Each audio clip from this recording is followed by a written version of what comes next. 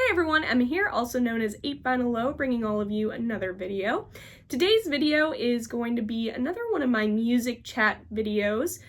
I attended a couple of concerts over the last month that I wanted to kind of share with you all in this video, share those concert experiences with you, as well as just my overall review of the shows.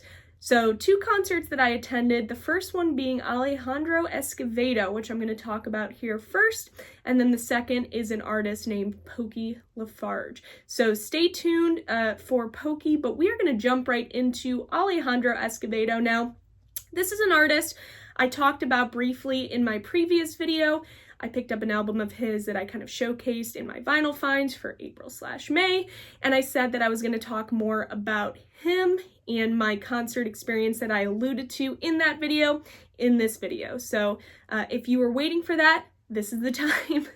So Alejandro Escovedo, now this was an artist that I was not really familiar with going into the show. It was a name that I had heard before mentioned in the vinyl community, but I didn't know a lot going in. I knew his song Castanets, which is his big solo song that kind of everybody knows, very commercially successful. But outside of that, I didn't really know a lot about this artist. I just knew that he has had a very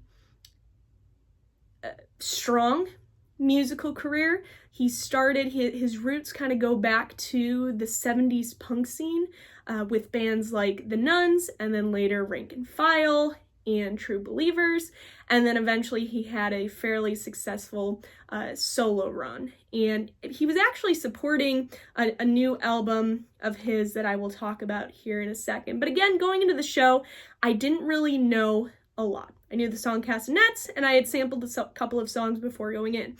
But he's known for his dynamic live performances. That is something that I've heard over and over again.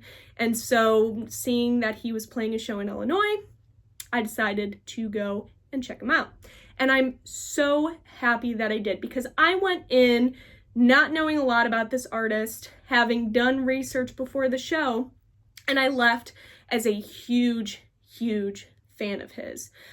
So I do want to talk about that show real quickly. Now, again, Alejandro Escovedo has his roots in punk music, The Nuns, Rank and File, True Believers. He's a huge fan of Mott the Hoople, which he actually covers a couple of those songs in his sets and has in his concert sets over the last handful of years. He's worked with a variety of different artists. He's very musically talented. He's a very strong songwriter. And I definitely noticed that while I was sampling some of his material before the show.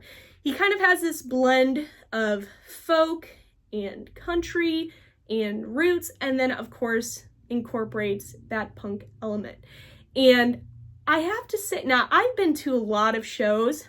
This was surprisingly, one of the loudest shows that I've been to in recent memory, in a good way, not in a bad way. It was just more than I thought going in. I'm like, okay, this guy's kind of folky and country and rootsy.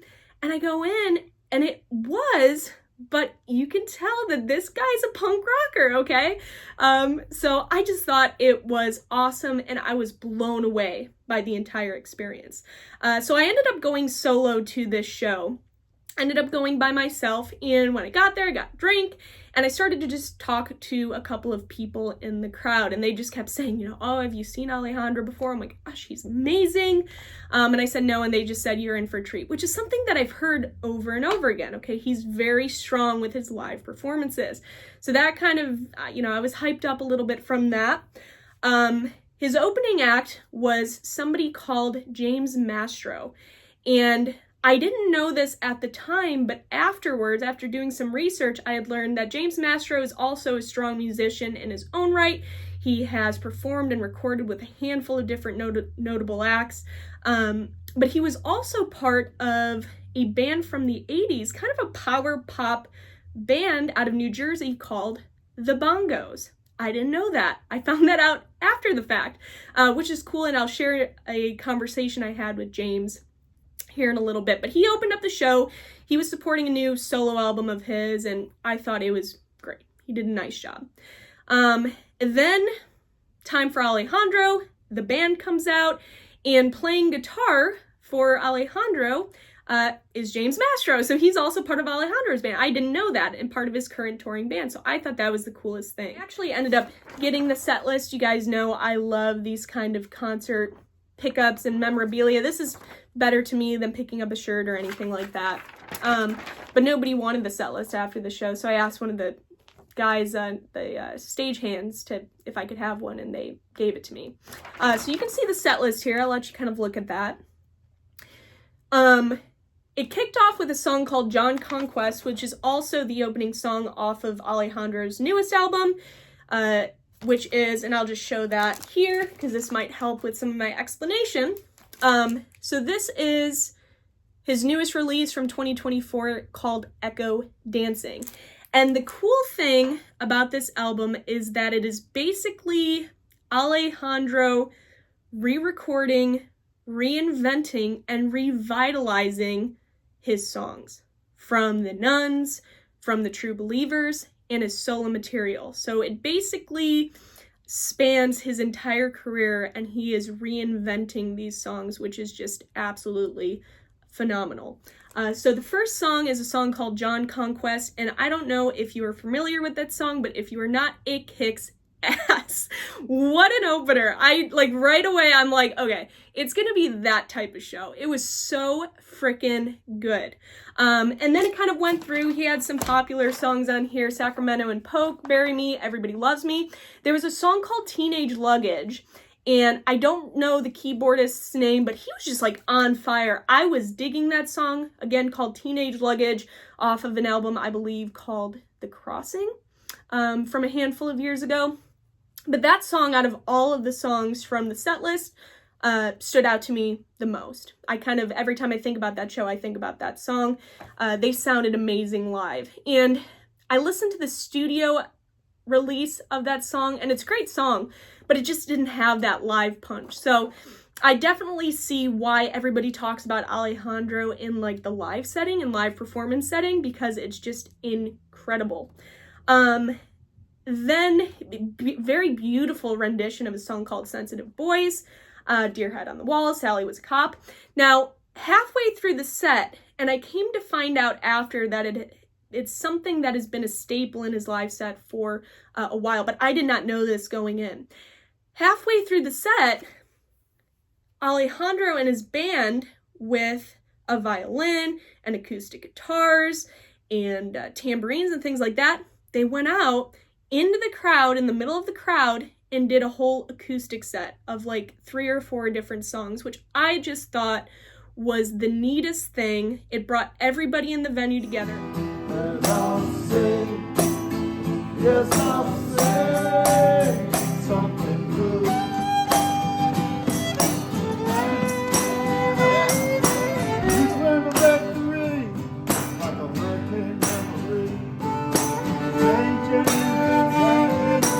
I totally get, I'm sold on the Alejandro Escovedo live performance game. Sold on him as an artist, but Alejandro live is just an experience in and of itself. So if you ever get the opportunity to see him live, if he comes to a place near you, please go see him. Even if you know nothing about him, he is worth the price of a ticket. And then after the acoustic set, came back, played some of his major hits, Deer Head on the Wall, Sally Was a Cop, Chelsea 78, Castanets, which everybody was kind of jamming out to, and so on. Now, again, I got the set list. After the show, James Mastro was selling some merch and signing things and talking to fans, and I brought him the set list and asked if he could sign it, which he did right at the bottom. And he had told me, he said Alejandro is going to come out and meet some fans, so you got kind of stick around. So I did, and I ended up buying this album there at the merch table. I didn't buy James's new album, and I'm kind of kicking myself about that, so I might actually go back and do that. But anyway, so we were kind of waiting. It was maybe me and 5 or 6 other people. A lot of people didn't stick around after the show. And James just kept saying, he's gonna come out, he's gonna come out, he's gonna come out. Well, like a half hour later, no Alejandro. So James ended up, I think he felt bad that he kept telling fans that Alejandro was gonna come out. He said, is there anything you want me to bring back to maybe have signed, bring back to the dressing room and things like that? And I had the set list and the album. And he grabbed these for me and went back. And about 10 minutes later, not James, some lady, I don't know who it was, she came out and she said, who's Emma? And I was like, that's me. And I had the signed set list by Alejandro here. And then what I really love, he signed the album that I bought there, his new album, and signed it to me and said more, Alejandro Escovedo. So this is an awesome addition to the signed collection. I have a little area in my music room of all my signed albums, and I really, really like this one. So.